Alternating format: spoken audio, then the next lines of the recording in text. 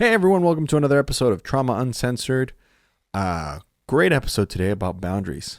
Boundaries. All of the boundaries. We define it, we talk about it, all the good, the bad. We have some stories about it. Brooke's dad shows up, not as a podcast, but as a story. Right. There's also a story about me flying. Andres definitely gets excited and dysregulated. Unbelievable. But it's I think it's a good conversation. Let us know what you think. Again, if this is your first episode, thanks for sticking around. A little bit of banter there at the beginning. We love these cold openings, but if you don't like them, let us know. And again, if you have not listened to the first episode of this podcast, I can get the context of what this is about. You should. Other than that, follow us on Instagram, all the places. Hit like, subscribe. Helps a lot. It's the best way to support the show non-financially. And so that means a lot if you do that. Thank you so much. Also, you know what else helps? What else? These awesome shirts. Do you like my mustard color shirt? I actually love that mustard color shirt. Isn't that fun? That's going up. I'm going to start offering this one. I bought some testers. So everybody who's watching, if you like this mustard yellow shirt, it's going on. Go get you one. The website soon. And it's on the show notes below. www.traumauncensored.com. That's it. See you soon. Trauma Uncensored. Trauma Uncensored. Trauma Uncensored. Welcome everyone to another episode of Trauma Uncensored. What up? Wow, we have some debriefing to do and some fun things to talk about today. Well, we've been hinting at this. It comes up in different episodes. We talk about boundaries. Boundaries. But we never have returned to talk about this, and I think it's time that we do. I think we owe it to ourselves that we've set too many boundaries about not talking about boundaries, that we need to talk about boundaries. How many different words? Right. And if you're joining the Trauma Uncensored drinking game, apparently that's take a sip of your beer every time. That's or if your non-alcoholic beer every time. Yeah, that's what I was going to say. Your non-alcoholic beer. Listen, I just bought a shit ton from Athletic. Every time I'm a member. I'm in their membership. Yeah. I will tell you though, I went to dinner with a friend the other night and I may have had a couple of margaritas, and that just reminded me why I don't drink. I was at Chewy's. We went to Chewy's. All right. Definitely not my choice in places to go. But that's where she wanted to meet. So we met there. And when I sat down, the waiter came up, and I mean, Friday was a horrible day Listen, I'm having another horrible day, but that's why I like to record these, because it brings joy and peace and comfort. Right now, my life is just a shit storm, and I'm having a whole bunch of horrible days, but I'm still here and I'm still moving. Boundaries. But so I went and I met my friend, and I told the waiter, I was like, could I have a margarona? And he looked at me. And he's like, we don't call them that there. And I'm like, or here. What? And I'm like, I'm sorry. And it's like a chewy something or other drink. And I'm like, all right, well, I know them as margaronas, so I'm going to order a margarona. I don't give a shit what you call them here, because it's not any different than the margaronas at Mexican restaurants, Mexican restaurants, also, or at least not chain restaurant Mexican. Also, your job is to get me what I ordered, and you know what I ordered. So it doesn't matter. It's like kind of like when you go to Starbucks and you're like, they don't do this anymore, but they used to do this with like some stank, where you'd be like, I'll have a large, and they're like, it's a venti or whatever the fuck. And you're like, shut up. I know. You know what I meant, right? Which means the communication between me and you took place that needed to take place. Therefore, just get me my coffee. Like, what are you talking about? I know. I think, I allowed myself. His name is Kyle, and he's trying to tell you how to say it. This guy's name was not Kyle. But I did. I sat there, and after I made a comment about how, when he walked away, about how he was being a total dick, I did sit there and I was like, you know what? I can't judge. Remove the judgment. He may not be having a great day. I know all about that right now. Yeah. And have some compassion, but bring me my fucking margarona. If you think he's having a bad day and you're having a bad day, I'm living in a war-ravaged city. That's right. You are. So you are. It's mayhem here. Yeah. This morning I was on a bike ride, and I had to go around the napalm strike crater that was on the bike path, and around several tanks. Napalm.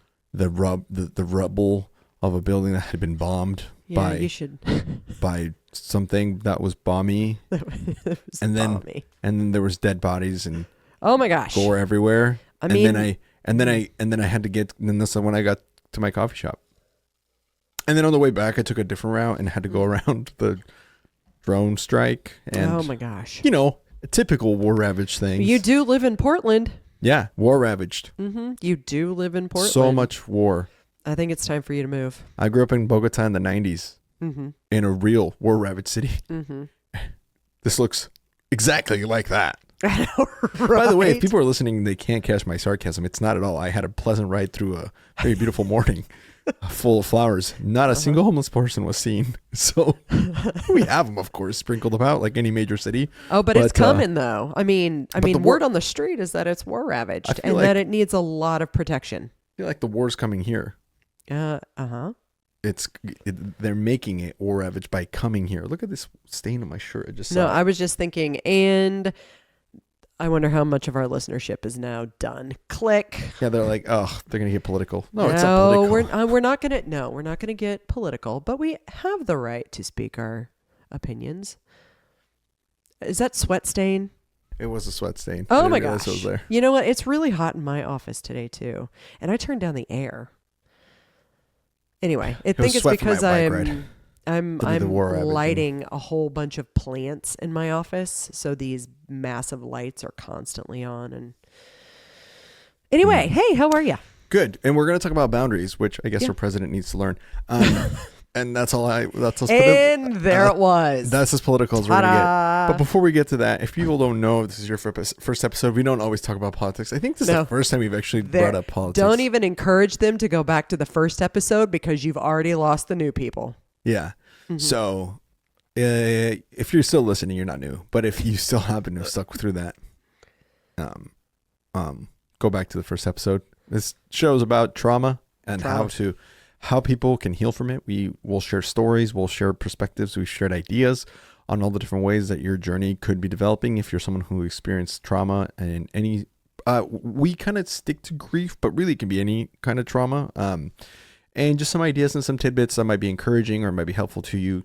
Every episode's been a really interesting episode as far as like a different aspect of how trauma develops, especially after major loss. And with that, today we're going to the topic for today is boundaries. We've hinted at coming back to talk about this because it comes up in pretty much every other episode, I think, where it feels like it does. And so today it's a good time to kind of dive into what it actually means to set those and what it could look like for you. Maybe some stories here and there of ways that it's worked or ways that it didn't work and why it wasn't a good thing to not set up those boundaries. But before we get to that, a quick 5-star review from Nana K 2015. Thank you, Nana. Is it Nana K? Nana K. I don't know. I don't know. I actually haven't seen it. Because I remember Brooke is so open about what she and her family have had to deal with. What an amazing person to put her personal struggles out there for everyone to see. I'm so happy to hear all about Mallory and know she's doing well. I love the episode she was on. I still remember her as a little kindergartner in her little wheelchair after the crash. I take care of the butterfly garden at Sims and think Logan of every time I am there. Sims Elementary will never forget sweet Logan. Boom. There you go. So thank you for that, Nana K 2015. I'm guessing that must have been one of your teachers. No, I think that was the gal that emailed us. I believe she worked in the front office. Mm-hmm. Oh yeah, that was during Melanie's episode. Mm-hmm. That was really cool. Yeah. Well, hello, Nana K. Nana K. All right. So what do you say we get into this? Do it. Okay. So first of all, can we get some definitions of boundaries? Because it's like I feel like it's a word that we hear all the time nowadays. In different self-care circles and different like self-development circles. And so, in your opinion, how would you define boundaries? Actually, I was going to say before I dive into my personal definition, maybe you should ask dictionary.com so people can get the actual definition, because Brooke's definition is not published. We got it. Dictionary.com. So according to this is going to be according to the Oxford language, which I feel like Oxford. That's even better. I feel like if it's from the Oxford language, I mean it's pretty it's a solid place to get it, given that the British people were the people who created the language. Mm-hmm. You know, that's why they're called English people. Mm-hmm. So one definition is a line that marks limits of an area, a dividing line. Ooh, dividing is an interesting, but that's really not more the context here. The second is a limit of a subject or sphere of activity. Oh, okay. According to Merriam-Webster, something that indicates or fixes a limit or extent. I think that's probably more close to what we're talking about. Something that indicates or fixes a limit or extent. I like it. So my definition of boundaries is for everyone. They are essential to your well-being.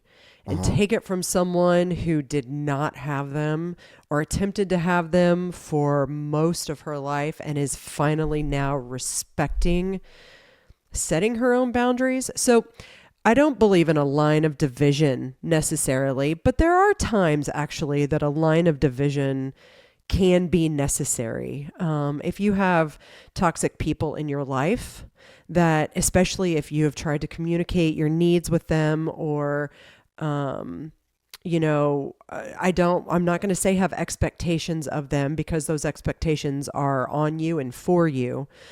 But if you've tried to, expand relationships, or if you've tried to mend relationships or have, explain your needs to other people and it just doesn't go the way you want. And in fact, they turn it on you or they make your life, unhealthy or toxic or hard. Setting a boundary, a line of division actually can be a good thing. And that sounds harsh. And I've learned the healthier way of being by doing that in some instances. But for me, boundaries are recognizing your needs, your health, your wants and desires, your purpose, your mental health, your sanity, for Christ's sake. That is a big one because, man, I know what it's like to lose my sanity. It's recognizing all of the things that are for you, that you need for you, and allowing yourself to draw a line, not necessarily of division in all cases, but drawing a line. Specifically for me, it's with other humans who have become unhealthy or toxic, their behaviors, their attitudes, or maybe just them in general. So I can set a boundary with a person by saying, you are not, I need this space, and ask them to respect it. This is, I'm asking you to, if this behavior continues to pop up, that we address it in this way.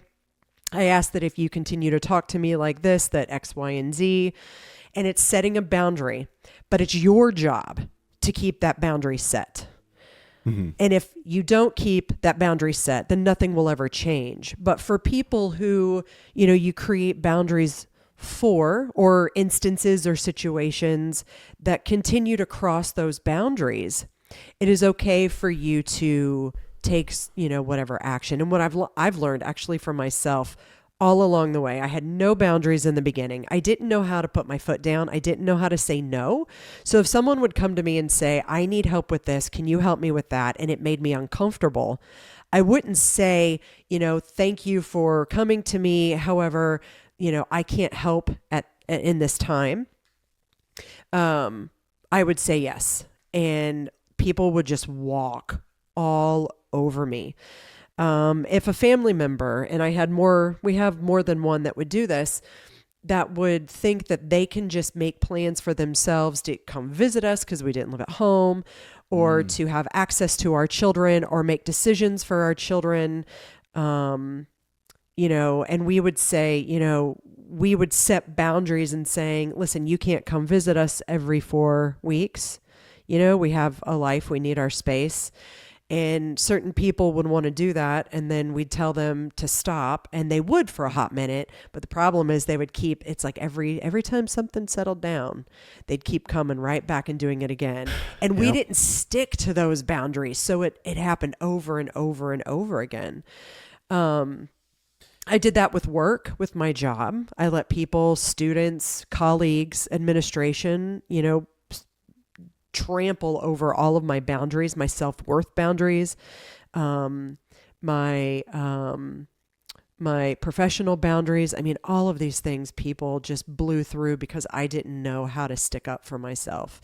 And now in the situation I'm at now, my boundaries have, in my personal relationship, have, over the years, I've expanded my boundaries.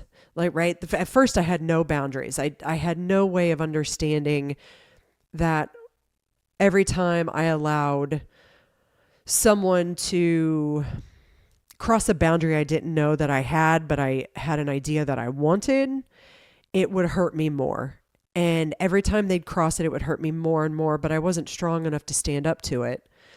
And now I've started setting boundaries, especially in one regard. And the thing is that boundary, as it's crossed, my boundaries continue to get larger and larger and larger until I don't have, now they shouldn't have to get that large. I'm going to tell you that.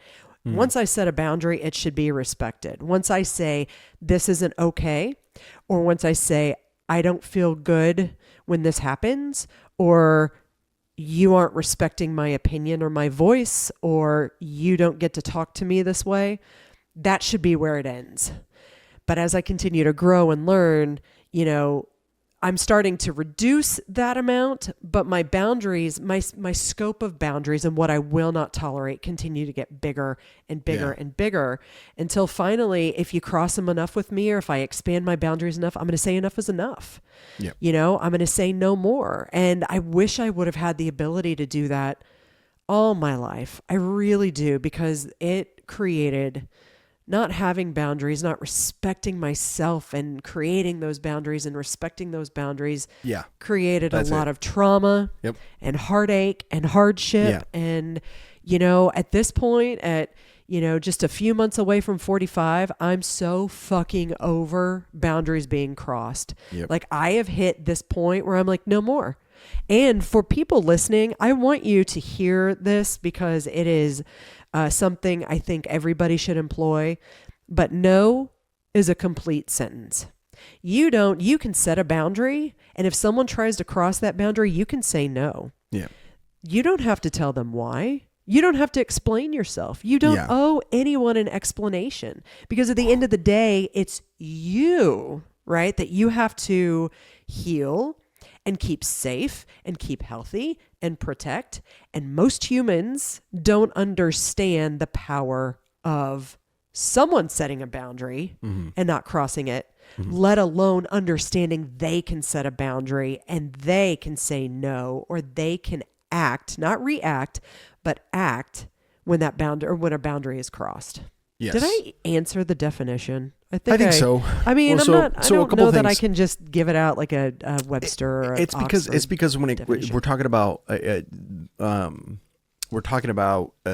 more and this is why it's a good topic of conversation is because it's a less firm, ironically it's a less firm definition when it comes to like interpersonal boundaries. Not like, I mean, a boundary could be like a wall, like physically, like that's the boundary, like a border between two countries, that's a boundary, right?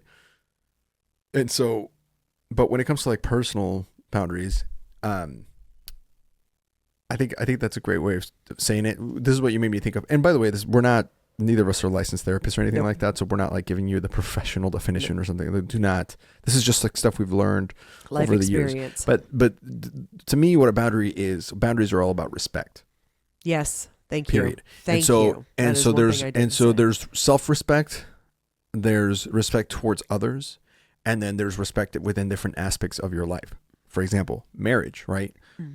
Bree and I, we love our family, we love our friends, and we love people who have definitely had incredible marriages who we can like follow or mentor from, like it kind of follow by example, or just kind of from, even if they're not directly mentoring us, like we can go, oh, look how they did it. We appreciate the fact that, this person in our lives have this kind of marriage, right? However, we have a very firm boundary when it comes to people who give us advice in marriage, because like it's our marriage, right? That anybody listening, you don't get to tell us out of respect for our marriage how to manage our marriage or our parenting, right? That you can give us opinions and thoughts if we ask for them, But the minute that you start like telling me this is how you should raise your kids or whatever, I'm going to be like, I don't tell you how to raise your kids. You didn't ask me for advice on how to raise your kids. Don't tell me. And so again, it goes back to, before I go rambling about that, it's all about respect. And so I think it starts with self-respect at its core, and paired with that is self-knowledge. I think that's why for you it's taken this long to kind of figure it out, because as you've, for a lot of your life, you've been just surviving because of all the different trauma and stuff. And then after Logan died, even more. And so you're getting to a point, it sounds like, where you're really understanding yourself, your background, your history, the trauma, and how it's affected you in all the different aspects of your life, with work, with your kids, with your husband, with your profession, like everything. And so as you get to understand that more, you really understand, this is what respecting myself means. And it could be respecting your time, respecting your health, your mental health, your emotional health, right? And so for anybody listening, nobody's in the same boat. And so that, again, this is why it's such a hard thing to define. But I think it starts with, I respect myself enough to draw a line here mentally or emotionally or physically when it comes to other people interfering with my time, my kids, my marriage, my happiness, whatever, my health, right? My well-being. And so I think it's a lot of that. There's common places where I find myself not being good at drawing boundaries, and we all suck at it in some aspects, and we're all good at it in others, right? Some of this has to do, for example, with time. I know personally for me, I'm not very good at helping. I'm not good at drawing a line of when my time is and isn't respected. We talked about that. And so sometimes I have a hard time going, hey man, I can't right now. Because I want to be there for you, right? And it's hard because you want to be there for other people, but it's difficult, right? However, it all goes back to, Maslow's hierarchy of needs and all this stuff of like, the best way to help set up your boundaries and make sure that you help others is to make sure that you're okay. And sometimes that's not always readily available, so you kind of have to like set up a system of priorities, right? So for example, for me, if I'm mentally not okay, if I'm exhausted, tired, physically or emotionally, right, I have a hard time being able to help other people with that. And so I need, I go, hey, I can't right now, right? You have to put your mask on before you help others on an airplane for a reason. And if I do have the extra time, it's going to go to my wife and it's going to go to my kid. And sorry, but you're third or fourth or 10th, right? But I'm not going to drop everything to help you when my kid's not okay. Right. And you should understand that, right? That's a boundary. Right. That I'm setting. So I think it's great to the way that you've defined it makes sense. And you definitely should have opened with your definition. Well, no, because mine came as you were talking. I was a lot more eloquent. I was just listening to yours. And I'm like, I think it just goes back to respect. And so to your point, when people start disrespecting those boundaries in whatever way, whether they're trying to infiltrate into your marriage or into your parenting or even between you and your spouse or between me and Brie, like it happens all the time. And people are always going to want to, even maybe unintentionally, are going to want to kind of interfere with that. It is your job to say, hey, this is the line I've drawn. It is important to me that you respect that line. If you disrespect that line, then I'm going to take action based on that disrespect to not retaliate, but just to self-protect. Right. Because part of the reason boundaries are there are not to keep people out, but to protect yourself. Exactly. And sometimes sometimes it's the same thing, right? It's the reason you lock your house, right? Like doors are meant to be open. People are welcome into our house, but there is a lock on it for a reason. Right. And so then it's like, sometimes I really need you to not be in my house. Yep. You're welcome most of the time, but right now I just really need you to not be in my house. You're in my house. I don't know how else to kick you out, but you don't have to go home. You can't stay here, right? Kind of situation. And people get upset about that. And you're more than welcome to get upset about that. Just do it outside of my house. And that's the thing. That's the thing for me. I think of it. I'll bring up, a non-personal, but I think about boundaries in terms of healing my trauma, healing myself from all these years of just toxic behaviors and toxic relationships and, all across the board, from my personal life to my family life to my, work life and just the expectations that people would put on me, and I would allow it to happen. And I, situations that I would time and time again that would happen, and I would allow it to happen again and allow it to happen again. And that's because, and this is what I do feel is probably similar for a lot of people, is that we either don't believe that we're worthy enough to be able to set those boundaries and say no and take care of ourselves, or we've been taught that we need to be like, we need to save others, or we need to be codependent and take care of others. And, and when you do that, it jeopardizes everything. What do you lose about yourself in the process? What do you lose for you in the process? And I can look back on my life and be like, you know what? I have spent so much time trying to rescue, trying to people please, trying to hold on to things that were not healthy for me, that I've lost who I am. I've lost myself as a person. Like, what are my interests? And that's why when I started to branch out and explore and find joy in things like, the bakery and the plants and the crocheting now, but especially this podcast, I stopped thinking about what others needed specifically. And I started to reshift and redirect my attention toward me. And that's the first time in my life, like even as a professor, sure, I very much enjoyed I very, very much enjoyed being a professor, the political academia aside, and, the parents that were helicopter parents. And I mean, there were a lot of things that were not enjoyable about it, but I miss the students and their aha moments.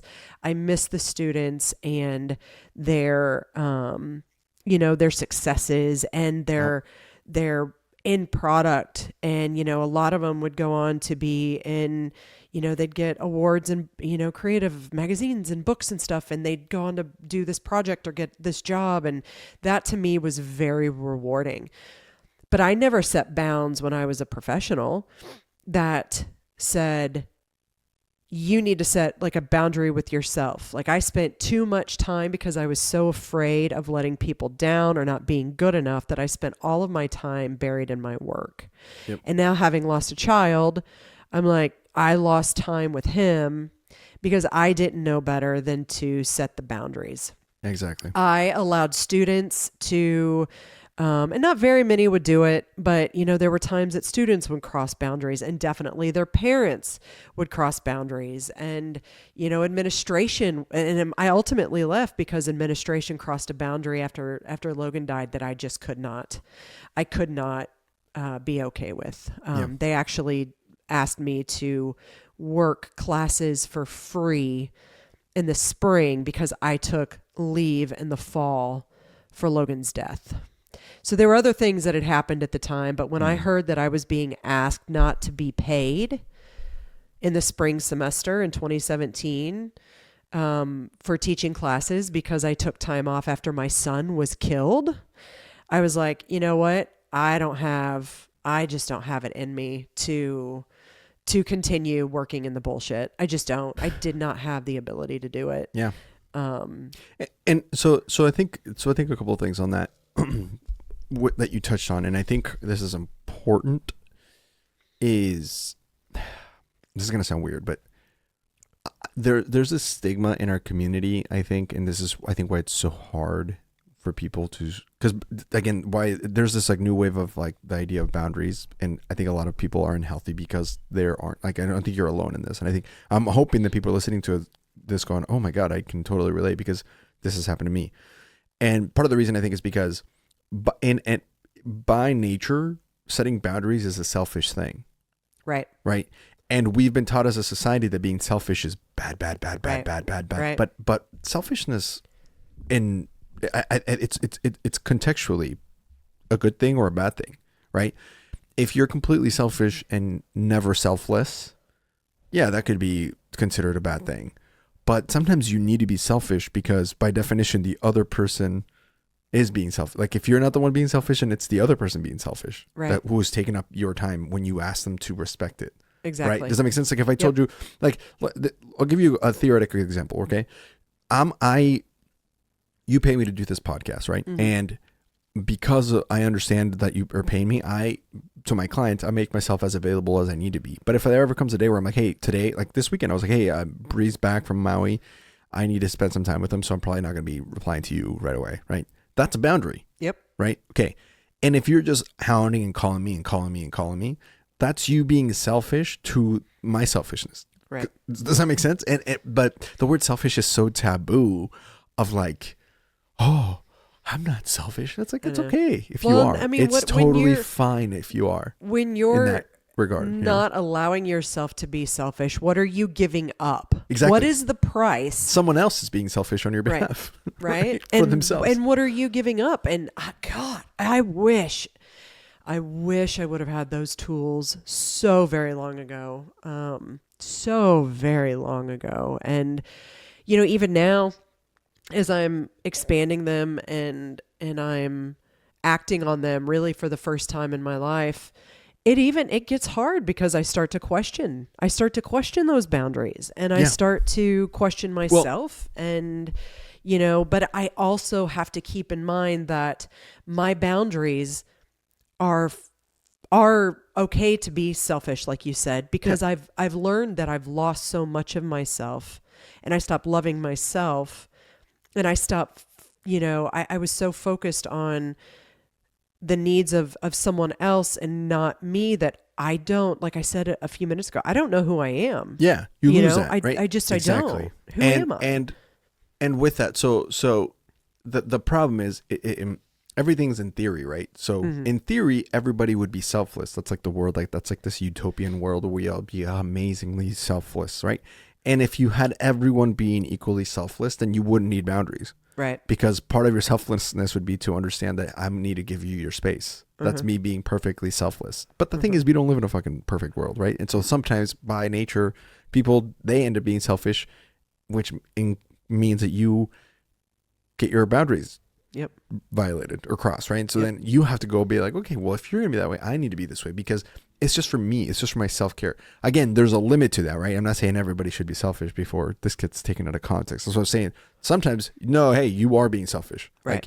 Like, and the person crossing the boundary, right? Specifically, the person crossing the boundary. Yeah. Or on the other hand, like maybe like sometimes you can't go too far the other way, right? It's a balance of like being selfish when you need to be, when it's good for you, when it's healthy for you. And then it's your responsibility as a person to recognize, okay, so I've taken enough me time. I need to be a good parent, for example, or I need to be a good spouse, right? It's a balance. Sometimes you need me time and sometimes you need them time. And it's in life is learning that balance between when is it good to be at work and it's okay to be at work and not have family interfere. Like, for example, right now, this is because the thing is, people get this inherently right now. If Bree came in here with a baby and his baby's crying and she's right next to me as I'm recording this episode, right? I'm setting a boundary for Bree, right? I'm saying, hey, for the next hour and a half, I'm recording with Brooke. Don't come in here. Unless you're bringing me coffee. Thanks, babe. But, I know. But what I'm saying is like, but that's my point.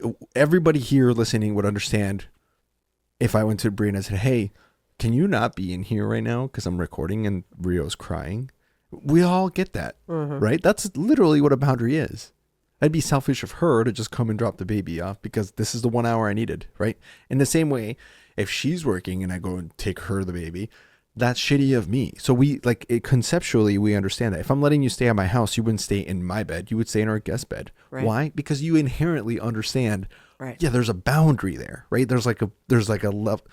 But it gets a little murky when it's not as tangible as like staying in a guest bedroom. And so I think, again, you have to be able to balance when you need to be selfish and when you need to be selfless, and not take that stigma of selfishness being a bad thing, because it's like, hey, you need this right now. You need to be able to breathe and kind of recharge so you can go back to being selfless at the right time, at the right place. And so it's a mixture of self-respect and selfishness, and understanding when they're great. Also, it's different for different people, right? Like, we're good friends, and so you have more keep access saying that, and I'm like, what?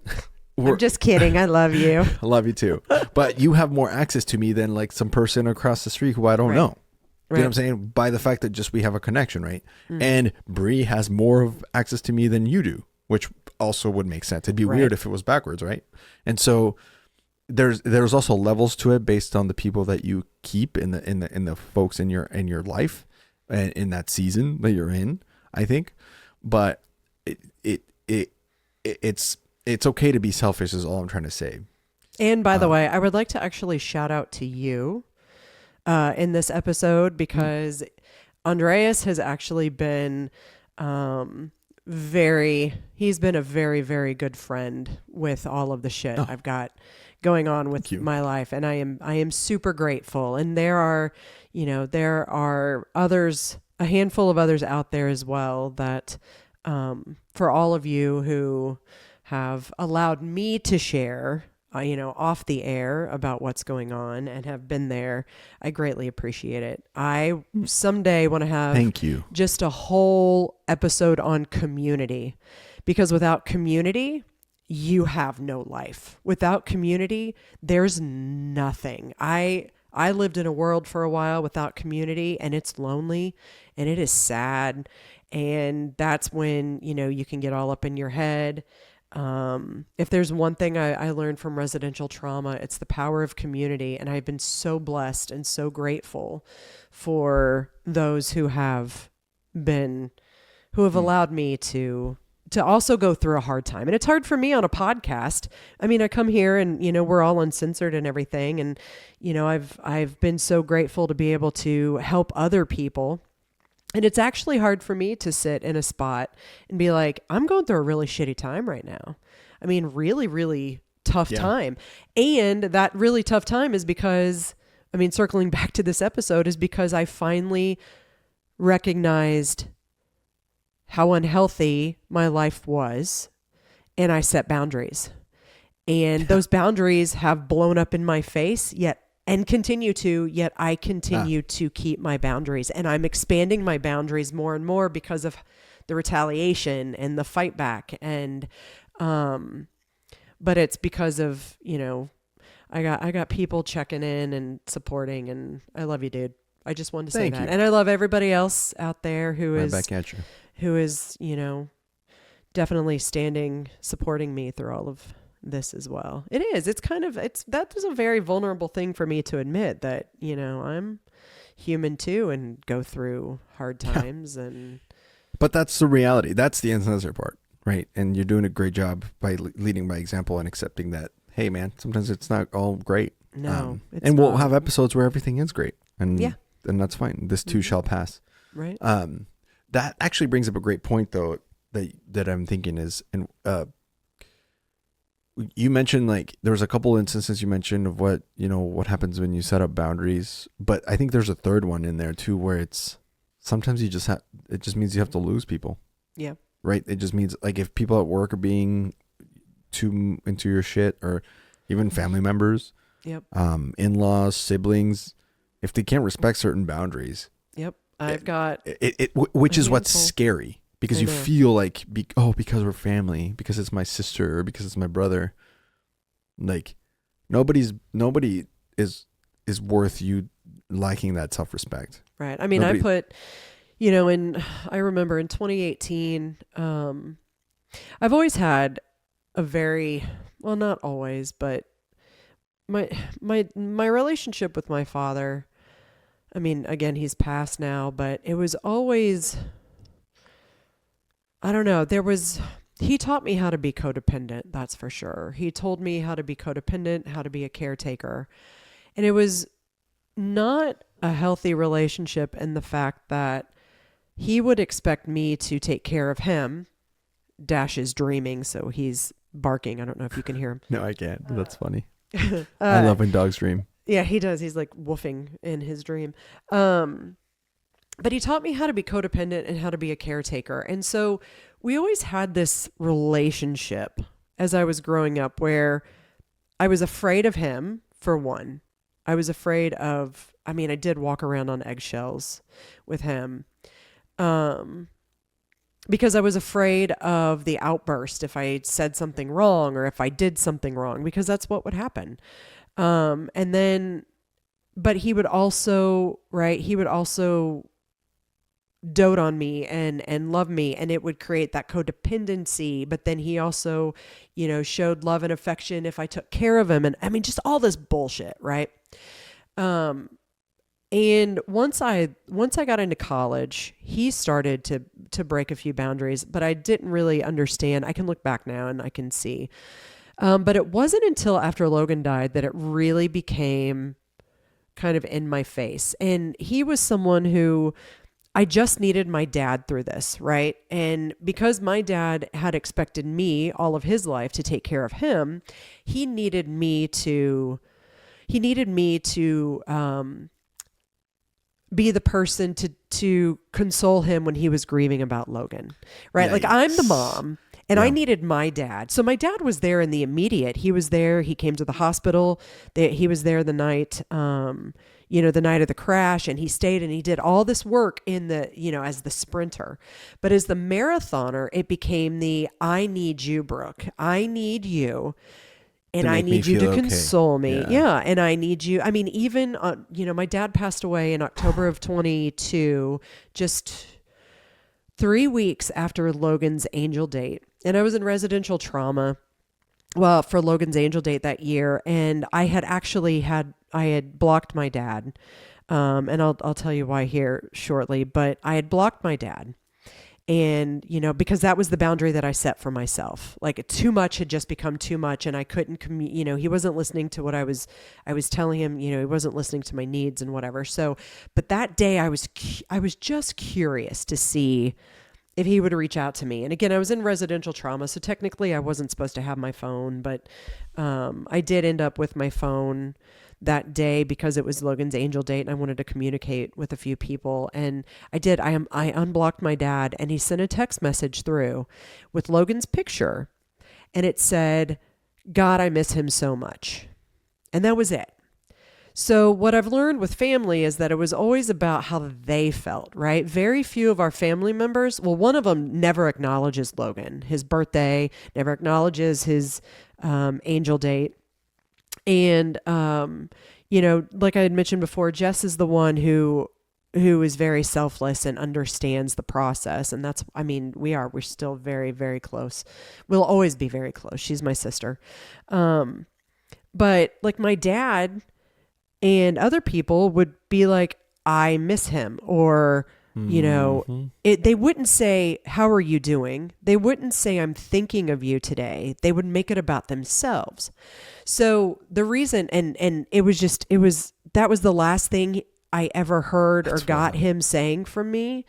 Because like I said, I had blocked him, and then he passed away just a few weeks later. But in 2018, he'd been diagnosed with cancer I think he knew, or he had a suspicion he had it in 2017, and then finally got the diagnosis in 2018. And when he got home from the hospital after having, he had started with throat cancer. When he got home, he was eating through a feeding tube. And because I didn't understand boundaries at the time, my stepmom had gone to Chicago for I think it was a scrapbooking convention. And my dad couldn't be alone while she was gone, so wanted me to come stay with him. Now, today's Brooke would have been like, you can do this. I'll come visit you for a little bit, but I'm not going to stay an entire weekend with you because you just need someone to be there with you. So I had gone to, I had said okay, and I'd gone. And actually, I left that weekend feeling the worst I had felt in a long time. But my dad and I had been... So that weekend, we were taking Mallory to trauma camp. She actually had a child's trauma camp that she was going to. My dad got mad at me for leaving to take her to trauma camp. And then I was out quite a bit of the day. I mean, Jesus. I'm, at that point, 37, 38 years old. And he's he's treating me like I'm, 10, right? Or a teenager again, because this is what he would do when I was a teenager. I couldn't have my own life. If I was with him. And yep. I know. See, there it is right there. I mean, I know. Well, and it was awful. But we were out driving around one day while I was there.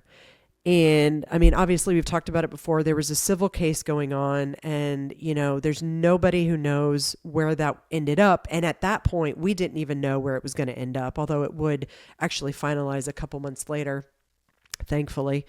But he told me, I am jealous of the money from the civil suit. And I was like, hold up. What? You're jealous that there's going to be some money coming to us from this civil suit. Now, mind you, he had no idea how much. Nobody has ever known how much, right? But he told me he was jealous. And I was like, which one of your children would you sacrifice for a settlement? Don't you think I would give my child... Or I don't want that. I want my child. I would give all this up in a heartbeat. Not to mention the trauma that it's putting us through.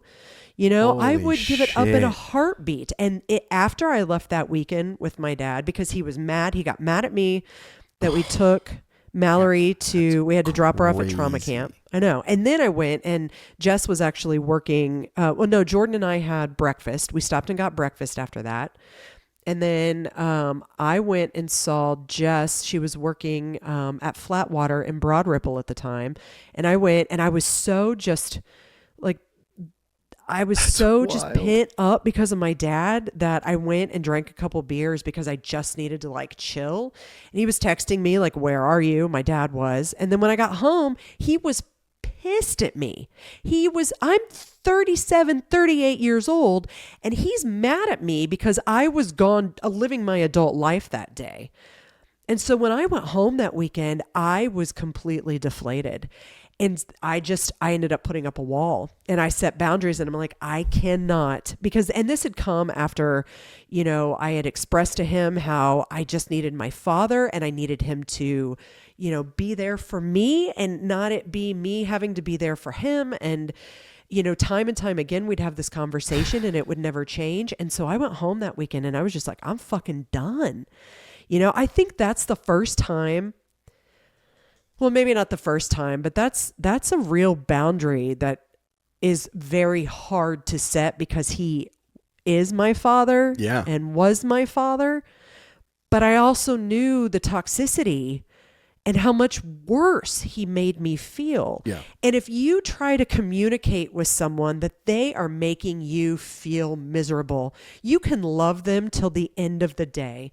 But if they do nothing but verbally abuse you or neglect you, or they're codependent and want you to care for them while they continue to pull their bullshit or any of this stuff, and you set a boundary, it's hard for you, yes, because you love that person. And it's scary. And it's very, very scary. Oh my God, it's very scary because your life changes and it becomes a grief component. And you don't want to lose that person. No, and you don't want to lose them. But at what point do you choose you over them? Yeah.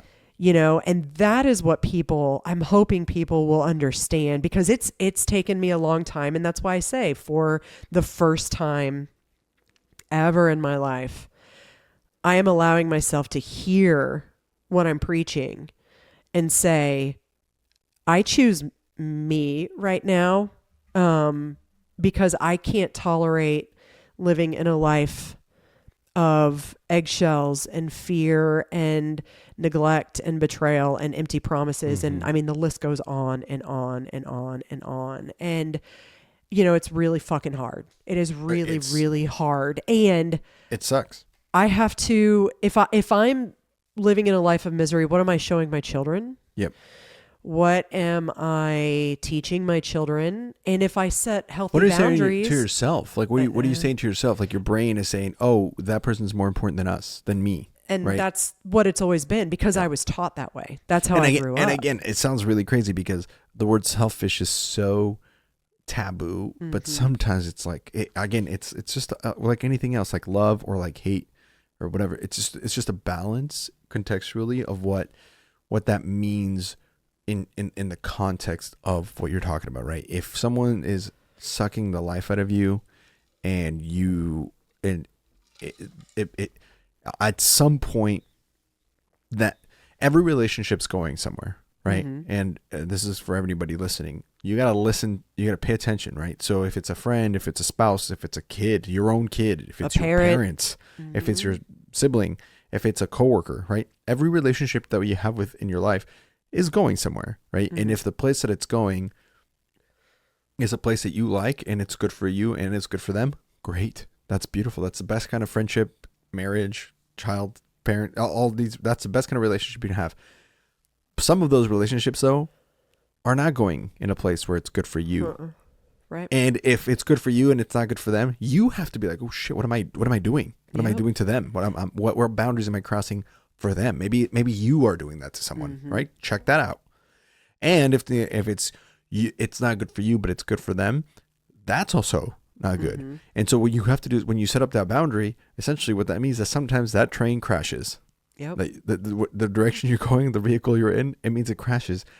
And the fallout of that is scary, but at the very least, it's not any worse for you because of where it's going. Because sometimes you don't realize you're in an abusive situation, or abusive is like sometimes too strong of a word. It doesn't even have to be bad. It could be just like a worker that just eats your lunch, you know what I'm saying? Like, or it could be something small, but at the same time, that festers into something bigger. And when we're animals at the end of the day, and it's kind of like a dog. If you let your dog eat off your plate, eventually they're going to want your food. And if you don't give them their food, then they don't want to eat their food. And all of a sudden you have a problem because your dog's not eating, right? Like sometimes it's even good for them to set that boundary and to draw that line and say, hey, if this is going to continue to be a friendship that we have, a relationship that we have, you're going to have to respect this boundary or we just won't have this relationship. And I'm sorry if that means that we don't see each other at Christmas because you're my brother or my dad or whatever, but that's just the real reality of the situation, because the way that you treat me sucks. And if you're not going to change that, then that's an issue, not an issue me, because I'm not going to let that happen to me anymore. It's not good for me to do this. You know, what it's your responsibility to change it. I find it's very interesting because in my experiences, those have ultimately come, for the most part, from narcissists. And that's a whole other topic. But I get curious around that as well, about breaking boundaries, you know, having narcissistic tendencies or components or characteristics. And then, I mean, my dad absolutely was. In, you know, other situations that I've dealt with, absolutely, you know, there's narcissism involved. And I'm trying to think, I mean, even when I was at the University of Tampa, the people that I dealt with and that, you know, would cause hell for me were narcissists. And I think we need to explore that topic more later, because I'll bet that there are a lot of people out there that when I just said that, they're going, oh my God, yes, I get it. Well, that makes sense because they're the ultimate selfishness, right? It's by definition, they can't be selfless. Right. And so again, if you're not the one being selfish, then they are. Right. In an abusive relationship, or not abusive, again, that's a loosely used word sometimes. Well, I don't know. In a toxic relationship like that, I would say toxic, but there can be abusive, because when people think about abusive, they think, you know, they go straight to physical. But what people don't, you know, talk about nearly as much as, you know, the verbal abuse or the emotional abuse or the mental abuse, you know, and those are just as strong and important and powerful as any sort of physical abuse. And, you know, I really have empathy for those people out there who are hearing this and understanding it, because it can be very, very hard to shift out of that type of a relationship and set that boundary and choose you over, you know, hoping that someone will ultimately change, you know, like my dad, hoping that he would someday change, or other people in my life that would, holding on and trying and losing myself in the process, hoping like that this end result that I'm just dreaming of will actually happen, when time and time again, it's proven the same cycles repeat themselves. Well, and then also and it's important to add this, because we're all capable of crossing other people's boundaries. In fact, we all have. Sure. You've crossed other people's boundaries. Yep. I've crossed other people's boundaries. And so it's also important, I think, boundaries always get talked about. And a lot of these kinds of topics always get talked about, where it's like we place ourselves as the people who are getting disrespected. Mm-hmm. But I would also encourage people to go, hey, maybe you also should look up. Right. You listening and go, who am I disrespecting? Mm-hmm. Like, you might not even, and again, it doesn't even have to be something big. It doesn't have to be like, this person's always constantly crossing this boundary, but it could be something small. Like, is there a person at the office that is just being kind to you by giving of their time, that you should probably be a little bit more self-aware and go, oh, this is their lunchtime, the only time they get to kind of breathe from their work. And I'm not going to take their sandwich. Yeah. Or even like, or I'm always just like trying to sit with them and talk to them, and they're just trying to like catch up on highlights of a soccer game. You know what I'm saying? Like, it sometimes it shows up in little ways like that too. Like, maybe look up a little bit and see, where are you crossing boundaries? And I think that is where I believe the power of communication is essential, which is something else that I forgot to mention this earlier. Yes. People don't. And you know what's interesting? So I'm reading this book. I just started this book called Nonviolent Communication. Yes. It is fascinating. I just heard about this yesterday on a different podcast. Oh my God. Did I tell you about it? No. Oh, no. It was, I think Matt Rule's podcast. Yeah. Oh, really? Yeah. It's fascinating. And the author has there's this whole video series on YouTube as well. So he talks a lot about, I'm noticing there's a lot of crossover between the book and the videos, but it is, first and foremost, what lacks in relationships and whether, again, it's the office. If someone's sitting there just wanting to be peaceful and watch, something during lunch, and someone comes up and starts telling them, there is a non-violent, way of saying, thank you for your time. And instead of going like, fuck you, or could you just leave? Yeah. There are ways. So it's about people learning how to communicate, but also how to communicate in ways that are not offensive, non-violent, and people to receive that as well and be able to say, oh, okay, because then they feel shamed. And if they feel shamed, then they're going to get defensive. And, I've learned, honestly, here's something that's really super interesting. What I've learned very recently. So with all the work that I've done, I now have tools where someone can talk to me about something or say something to me that can be hurtful or offensive, or they're angry about something, and I'm able to stay regulated, right? I'm able to stay regulated and allow them to just kind of talk how they want to talk. And now there will come a point where if they push me too far, you don't want to see what happens when someone pushes me too far, because I like to be calm. I like to be in a space of being in the present and not, anxious, and enjoy. However, I've noticed that if I stay silent and let the person talk, one specific person in general, and they repeat themselves over and over and over again and tell me what I'm not doing or what I'm doing wrong or whatever, and then say that I'm not listening to them. And so for me, being able to set a boundary, say for myself, and be like, you know what, they're angry, they're upset about something, I'm going to let them talk. And I'm not going to engage, because what's the point in engaging? Because that's just uncomfortable for me and my anxiety gets high and whatever. But then, so I'm giving them the space in the room to do that. And then they accuse me of not listening. And then, shit can hit the fan. And because when someone tells me that I'm not listening and I'm hearing everything, like I put my shit down, I engage, I listen. You're not listening right now. Space. And I know, did I lose you? No. How many people have I lost?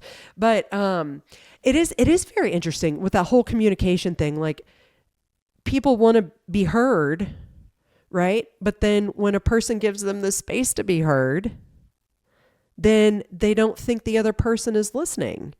That is profoundly confusing to me. Well, and so oh man, this is like a whole, we can talk about I know, this we're at almost 60 minutes. I'll say this.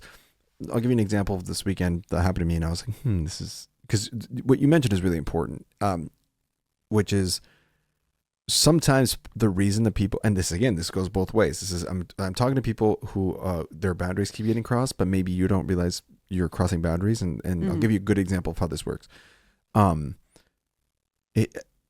the problem with the biggest problem with communication, this is a quote from a book I read. I don't know the book, sorry people, but it was the biggest problem with communication is the assumption that it's taken place in the first place.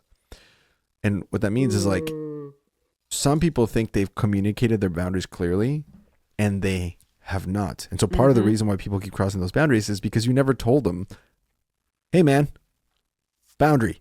Yep. Right. And so they don't know. And so I think maybe even before all this started, we should at the very beginning, after we define what it kind of means, what boundaries kind of mean, maybe rule number 2 is make sure people know that they exist, because otherwise they might not know, and then it's a problem. I'll give you 2 examples when this happens that I used really, really well. So we like to go over to a friend's house all the time, and we have a specific word, pamplemousse. So pamplemousse is the word that we use, and this is how I bring it up to people, because we'll be over at someone's house, right? And I'll go, hey man, what time do you guys go to bed? Right? Because I don't want to overstay our welcome, and I know it's awkward when someone's over your house and you kind of like, you've been there for like a few hours and you're kind of ready to maybe go to sleep. The evening kind of feels like it's over, but you feel rude kind of going, all right, well, we're going to go to bed. So it can get passive aggressive. It can be indirect. So how about this? We're going to use the word pamplemousse, which is it's a funny sounding word, so it comes off soft. And that's the word that means, hey, love you lots, but get the fuck out of here, right? Like, we love you. We love hanging out with you, but it's time for you to not be here, right? Because otherwise it's kind of rude to kick someone. It feels like you don't want to be unkind. That's part of the reason why it's hard to set boundaries, is because you don't want to come off rude, kind of to your point. And so we use the word pamplemousse all the time with friends. And so now it's become a thing where it's like, is it pamplemousse time? They're like, yeah, it's pamplemousse time. And so then it's so much softer, but it's a boundary, right? It's, and it's on my hand, I'm at their house. So I'm asking them for boundaries, for their boundaries, and they are giving them to me, right? That is a good checked way of like, and this also happens to me. Second example is on airplanes. I, if you haven't noticed, am an extrovert. And so when I sit next to someone in an airplane, that's an annoying thing sometimes for people when you want to talk to them. And so the first thing I say to someone when I sit next to them in an airplane, if they seem like an interesting person, because sometimes people have this like fuck off written on their forehead. So you're like, I'm not even I can sit here quietly and just watch a movie. Don't worry about it. But sometimes they talk to you. And if they start like, so where are you from? And they start talking to me, I always go, are you the kind of person that likes to be left alone on airplanes, or are you cool with conversation? And people have been like, I kind of like staying to myself. Great. I will not talk to you. That's fine. Or I'm one of those people, by the way. Yeah. And then sometimes people go, no, that's fine. Like, where are you from? And then we start talking, and that's totally cool. And even halfway through the airplane, I'm like, hey, by the way, anytime if you want to just read your book or watch a movie, that's totally cool. And I've said that to people, and they're like, actually, yeah, I kind of wanted to finish this movie that I was watching on before my layover. And I'm like, great, that's fine. And you see what I'm saying? Like, I'm just giving examples of like, this is a good place in this show. Like, you communicate well, kindly and softly, like as a person. What are your boundaries? I'm asking you. You're more than welcome to tell them to me. And now it's my job to respect them either way. What you don't want to do is be the lady that I just was sitting next to this fucking weekend. Oh, what a bitch. I'm a bigger guy, right? Like I'm in the middle seat. And she's like, she's not like leaning. I'm in the middle seat. She's by the window. And she's not even leaning against the window. She's like kind of in the middle of her seat, and I'm in the middle of my seat. But then she started kind of leaning a little left because I guess her back must have been hurting. But then she goes up to me, like by nature, I'm not leaning towards her. And the other lady next to me is also a little bigger. So maybe I'm just a little bit like, maybe a little bit more closer to the window, right? And at one point, the side of my arm kept touching her arm, because she was shuffling and then I'd be shuffling, and when you just kind of, accidentally bump shoulders or like, and she turns to me, she goes, I don't want to be touched. Oh, like with this like aggressiveness, and I'm like, I can't even control this. Like I'm like, if I cross my arms is the only way that I can like squeeze in. Otherwise, if I'm just sitting there like shoulders back, like good posture, like you should, especially in a fucking airplane seat, which is like can destroy your back if you're sitting wrong. If I just like sit normally broadly, I'm going to accidentally cross over to like, I know, you know what I'm saying? Also, you could lean to the right if you don't want to be touched. Why are you kind of leaning this way and then getting mad at me and then being a total bitch about it? Like you could have been like, excuse, do you mind if we don't touch? That's why I like having a 3-row seat with both my girls, because them I can tolerate. But it was just so insane that she was so aggressive. I mean, even the lady that was on the other side of me, she like, I kind of looked at her and she looked at me and she was like, sheesh, like, because it's like, what do you want me to do, lady? I'm everybody's broad. Miserable. Yes, and I am a broad person. Also, again, like, you're not necessarily taking up yours, like, you're kind of not, you know what I mean? Like, lean over. It's not my fault, right? The only way that, for the rest of the flight, I even had to, because she went to the bathroom and I'm like, by the way, I'm sorry if I lean into you, but I definitely don't want to be freaking anywhere near this lady. And she's like, it's okay. And so she was cool about it because she understood the context of like, hey, I'm in the middle seat. I'm broad and you're not necessarily doing anything to kind of avoid me. And how shitty of you to just bark at me first time. It'd be, if it was like the third or fourth time that we kept rubbing shoulders and you had already told me a couple of times like, hey, can you mind not touching me? Like, okay, bark at me. I didn't mean to, but it's just so crazy that she just went right at me. And I'm like, the new Brooke would go, all right, let's take a time out and let's get curious as to why she didn't want to be touched and why she responded to you in the way that she did. It was out. It took everything in me to not be like, well, then fucking lean the other way. And you were in the middle seat. Did you choose the middle seat? No. Oh. It was just how it ended up. And in fact, at the very beginning, I sat on the edge just in case there wasn't anybody, like if it was just going to be us two, I was going to give us that middle seat for buffer. Unfortunately, that other lady showed up and she's like, oh, that's my seat. I'm like, oh, sorry. And so then I like got into the middle seat. You know what I'm saying? Were you Southwest? No, I was flying United. Oh. And we got assigned the seats. And so then she's like, oh, that's my, so I sat down and immediately, I mean, if I had just sat like a healthy person, I was going to cross because of how broad I am and how narrow the seats are. It was, again, it just goes back to like, you didn't have to be so aggressive with me right away. Also, I'm not trying to touch you. You know, it's not like I'm like leaning to you, just like, oh, let me see if I can touch this. Like, no, I'm just sitting in my chair naturally. And the only way I can avoid touching you is if I cross my arms. And I'm not going to do that for 4 hours. This is a long flight. You know what I'm saying? Like, lean that way. You have space to the right. There's a window next to you. You are small. You don't take up the whole. If we're touching, it's because you're leaning into me. Do you understand what I'm saying? You're a small lady. Oh, what a fucking bitch. All right. Sorry. And there you have it, people. Welcome to Trauma Uncensored, where Andreas just had a therapy session. I'm just saying, it was just so rude. It was just so rude. You don't have to be rude to me. Any therapist listening to this are going to be like, here's my number. Way to respect your boundary, lady. They're going to be like, Andreas. But don't be an asshole about it. Yeah. Call me. Ring me.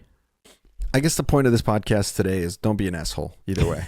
Well, I don't know. People are assholes everywhere. I mean, they're just everywhere. I think we all have the potential to be. And we all have the potential to not be. I'm not. Yes, you do. Listen, you know what? Oh, What's super interesting is I'm actually not until someone provokes me. Exactly. But you still have the potential to be. I do. And I can be a really mean asshole when someone provokes me. Same. But I give people a lot of opportunity to, provoke me once and then I stay with it. But the more you provoke me, especially about the same damn thing or the same argument or the same belittlement or whatever, there's going to come a point where Brooke's going to become an explosive asshole because that shit doesn't fly. Yeah. Yeah. It doesn't. I'm Andres Gamboa, but if you push me, I can be Andres Rodrigo Gamboa Barrera. You know what I'm saying? Like I'll be that asshole. I don't have a fun name for myself like that whenever Sorry about I'm it. provoked to a point of no return. Sorry about it. I Anyway, mean, other people long probably story have short, a name for me, but there's an example of how to set boundaries kindly and how to not set boundaries kindly. Yeah. And don't be the lady on the airplane, and don't be Brooke's dad sometimes. Yeah. Well, I always have a lot to say about my dad. I do know that my dad loved me, and I do love my dad, and he parented out of trauma. Yeah. And he parented out of his own trauma, but my dad was never someone who was ever going to work on it either. Yeah. And that's the thing. It's also generational. Like it was taboo up until like 10 years ago to go to the therapist and like work on your shit. Well, and there is a thing too about doing the work and then also, and also doing it not just for yourself, but for other people, and learning how your behaviors affect other people and what can you do to change that. Don't just say that you've changed, actually take accountability and do the change that's needed, not just what you want to see for change and want other people to see. That's the real A word, accountability. That's right. The big A. That's right. On that note, thank you for everyone for listening. Yeah. Hey, and if you stuck it out, thanks for that too. That's right. Through stuck out the big A. Andreas's needed therapy session. I know. People are you going to breathe after this? What you doing after this? Sleep. You going to be able to regulate? Sleep? No, I got work to do. I got a lot of work to do. Yeah. So, yay for me. But on that note, peace out, everybody. Bye. This has been the Trauma Uncensored podcast. Bye. Bye.